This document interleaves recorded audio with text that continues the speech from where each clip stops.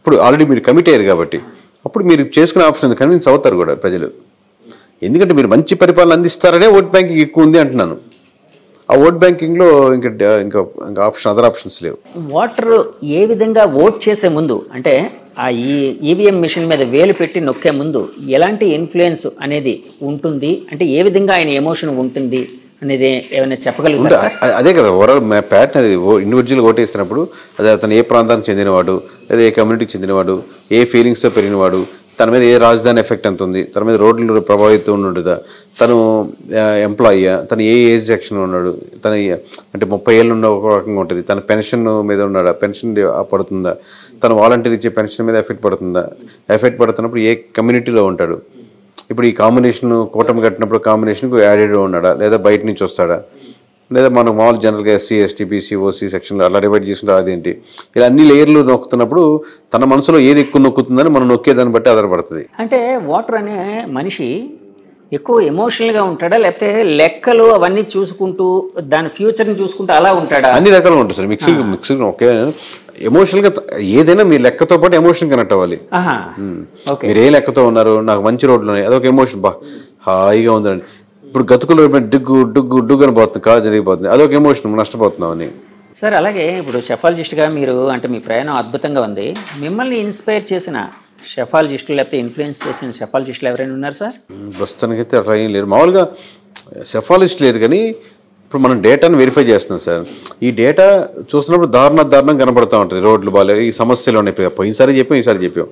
కానీ మనకు పూర్వంలో దేశం కోసం ప్రాణాలు అర్పించి ఇంత కష్టపడి జీవితం మొత్తం పనంగా పెట్టి వాళ్ళు లాస్ట్లో ప్రాణత్యాగాలు చేసిన వాళ్ళు, ఇది ఎమోషనల్ కనెక్ట్ అయిన వాళ్ళు, వాళ్ళ రిఫ్లెక్షన్ ఇక్కడ లేదే అని బాధ వేస్తూ ఉంటుంది. వాళ్ళు ఎందుకైతే పోయారో, ఎందుకైతే కష్టపడ్డారో, మనం 10 రూపాయలు దానం చేయాలంటే 10 రకాలుగా ఆలోచిస్తాం. అటువంటిది కుటుంబంలో చిత్కారాలు అనుభవించి ఎన్నో రకాలుగా ఉండి వాళ్ళు ఒక లాఠీతో కొడతా ఉన్నా ఇంకా వందే మాత్రం ఎవడంటాడు సార్, వందే మాత్రం వాడికి ఎందుకు అవసరం? కానీ వాడి కోసం కాదు కదా. నెక్స్ట్ వచ్చి మనలాంటి జనరేషన్ వాళ్ళు ఇక్కడ ఊర్లలో ఇలాంటి సమస్యలు లేకుండా మన బ్రిటిష్ వాళ్ళు వెళ్ళిపోతారు, మన గవర్నమెంట్ వస్తుంది, అద్భుతంగా ఉంటుంది అని ఊహించుకుంటాడు. అలాంటి ఈ డేటా చూస్తున్నప్పుడు మా జీవితం ఇంకా ఇట్లాగే ఉంది కదరా అని చెప్పి బాధేస్తాం. అంటే వాళ్ళ భాగస్వామ్యం ఎందులో లేదని ఫీల్ అవుతున్నారు మీరు? అంటే ఎందులో లేదని అదే వెళ్ళే పద్ధతిలో గవర్నమెంట్స్ తీసుకునే పాలసీ, పొలిటికల్ సినారియో సింపుల్ కదా సార్. ఒక పాలసీ జీవితాలు మార్చేస్తుంది కదా. సో ఆ పాలసీ మేకింగ్ లో కావాల్సిన ఫ్రూట్స్ అది అందట్లేదని ఒక బాధ. పాలసీ మేకింగ్ చేయాలి అంటే వాళ్ళు ఎమ్మెల్యేలు ఎంపీలు అవ్వాల్సిందే కదా సార్, అంతే కదండి. పాలిటిక్స్ లో కావాల్సిందే. నేను పొలిటికల్ గా తీసుకున్న డెసిషన్ లో వాటికి వచ్చే రిజల్ట్స్ లో వాళ్ళు ఏదైతే కలగన్నారో ఆ రిజల్ట్స్ కనపడలేదని, అది రిఫ్లెక్ట్ అవ్వట్లేదు ఆవేదన. 7 ఏళ్ళ నుంచి మీ ప్రయాణం మొదలు పెట్టారు ఒక షెఫాలజిస్ట్గా. ఈ రంగం ఎలా ఉంటుంది సార్? అంటే ఈ రంగంలోకి అంటే నేను చాలామంది చూస్తూ ఉంటాను, చాలామంది సాఫ్ట్వేర్ బ్యాక్గ్రౌండ్ నుంచి వచ్చిన వాళ్ళే ఇందులోకి వస్తూ ఉన్నారు. అంటే ఈ రంగంలోకి ఓన్లీ సాఫ్ట్వేర్ వాళ్ళే వస్తున్నారా, ఇంకా రకరకాల అంత స్కోప్ లేదు సార్. యాక్చువల్లీ అందరికీ తక్కువ. ఇప్పుడు నేను అయిపోయింది కాదు, మామూలుగా దీంట్లో స్కోప్ చాలా. ఇప్పుడు ఏపీ వరకే చూసుకున్నాం సార్, 170 నియోజకవర్గాలు మహా అంటే మీకు ఉండేది. ప్లస్ టైమింగ్ చాలా తక్కువ. అంటే లోకల్గా చేసుకున్నాం, మళ్ళీ 5 years తర్వాత ఏం చేస్తారు? ఇప్పుడు మనది సెక్షన్ ఏంటంటే లైక్ సీజనల్ బిజినెస్, సీజనల్ గా ఉంటుంది, ఆన్ రెగ్యులర్ బేసిస్ ఉండదు. అంటే ఒక నియోజకవర్గం వరకు ఒక జిల్లా వరకే చేసుకున్న చెప్తున్నారు. మళ్ళీ 5 years ఏం చేస్తారు? సో అట్లా అని చెప్పి జనాలు అనుకున్నట్టు కోట్లు చేయడం అలాంటివి ఏమి ఉండదు. అది వేరే విషయం లేండి. మామూలుగా ఓవరాల్గా స్టేట్ వైడ్ కంట్రీ వైడ్ చేయగలనుకున్నారు. దాంతో మీకు వాళ్ళు ఇచ్చే డబ్బులతో ఖర్చులే పోతాయి. సో మీరు ప్యాషనేట్గా ఏదో ఇట్లాంటి చేయాలనుకుని వచ్చిన వాళ్ళకి కొంచెం చాలా వరకు 99% ఈ ఫీల్డ్, అది మేబీ ఇంకా దానికంటే బెటర్ ఫీల్డ్తో ఆలోచించి రావచ్చు. కానీ ఇండివిజువల్గా ఏదో కొంచెం కన్ఫైన్ అవుదాం అనుకున్న మటుకు కష్టమే. అంటే ఈ ఎలక్షన్లో సెఫాలజిస్టులు ఎక్కువ మంది పెరిగిన వాతావరణం అయితే కనిపిస్తున్నట్టుంది కదండి. అంటే ఎక్కువ మంది పెరుగుతుంది సార్. హోటళ్ళు కూడా ఉండేది మనకు. అప్పుడు ఇక్కడ ఈ లైన్లో ఒక హోటలే ఉంది, ఇప్పుడు 4 hotels ఉన్నాయని చెప్పి అందరూ ప్రజలేం పెద్ద అద్భుతంగా మారదు. ఇప్పుడు 4 hotels వచ్చాయంటే ఈ 4 సంవత్సరాల్లో ఆ వీధిలో 4 రెట్లు పెరగలేదు. అదే మనుషులు ఉన్నారు, అదే కూడా అదే అపార్ట్మెంట్ ఉన్నాయి, హోటల్ మటుకు 4 వచ్చాయి. ఈజీ కదా పెట్టడం. ఇప్పుడు ఒక ఎమ్మెల్యే అప్రోచ్ అయ్యి నేను ఎలా చేస్తారు ఏంటి నాకు అనవసరం. ఒక్కొక్కటి ఒక మెథడాలజీ రైట్ రాంగ పక్క పెడదాం. సో అలా సంవత్సరాలు పెరిగే కొద్దీ ఈజీ అవుతుంది. బట్ క్రీమీ లేయర్లో కొన్నే ఉంటాయి ఆబ్వియస్లీ. మీరు ఇప్పటి వరకు ఏ పార్టీకి సార్ వర్క్ చేశారు? అన్ని పార్టీలు వర్క్ చేస్తాం. టీడీపీ అందరికీ అంతే, ఇండివిజువల్గానే, పార్టీగా కాదు.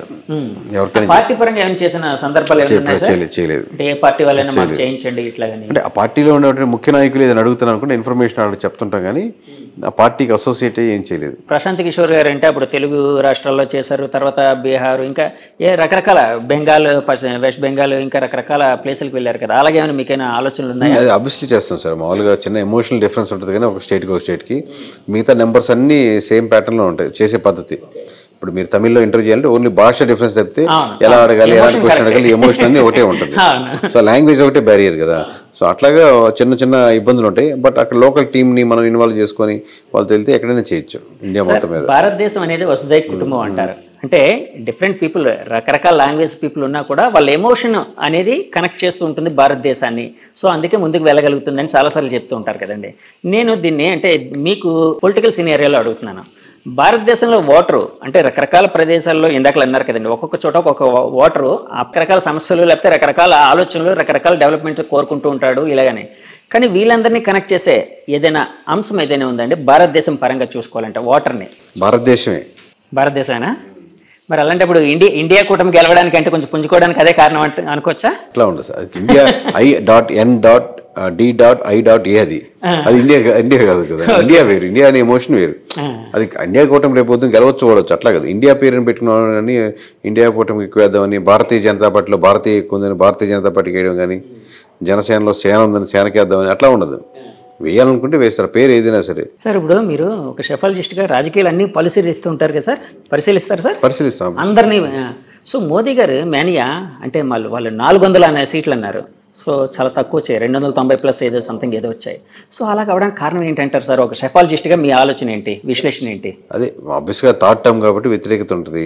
అలాగే 2 times టర్న్ చేస్తున్నారు కాబట్టి ఇంకా వాళ్ళు పుంజుకుంటున్నారు. అట్ ది సేమ్ టైం రకరకాల కాంబినేషన్ వచ్చాయి. ఆ సబ్జెక్ట్ మనం నేషనల్ వేరే టాపిక్ పెడదాం. బట్ ఓవరాల్గా జనరలైజ్ చెప్పాలంటే ఈ ప్రధానమైన అంశాలు ఏంటంటే, ఆబ్వియస్గా బీజేపీ ఉన్న కోర్ ఓటు బ్యాంకింగ్లో బీజేపీ పడేదంతా బీజేపీ ఓట్ బ్యాంకింగ్ కాదు. బీజేపీ కోర్ ఓటర్స్ ఉంటారు. At the same time Congress మటుకు రాకూడదు అనుకునే దానికి ఇమీడియట్గా కనపడే ఆల్టర్నేటివ్ ఉండేవాళ్ళు ఉంటారు. అలాగే ఇండివిజువల్గా ఎంపీ క్యాండిడేట్లు వాళ్ళు సొంతంగా తెచ్చుకునే ఓట్ బ్యాంకింగ్ 5% 10% ఉంటుంది. ఇలా మొత్తం మీద కాంబినేషన్, కానీ ఆ కాంబినేషన్ తగ్గుతూ ఉందన్నమాట. సార్ నా లాస్ట్ క్వశ్చన్, ఒక షెఫాలజిస్ట్గా మీరు ఆలోచిస్తూ ఉంటే 2029కి అంటే యాక్చువల్గా చంద్రబాబు గారు అంటే 75 ఏళ్ళు చాలా అంటే నవ యువకుడిలా పోరాడారు, చాలా గొప్పగా పోరాడారు.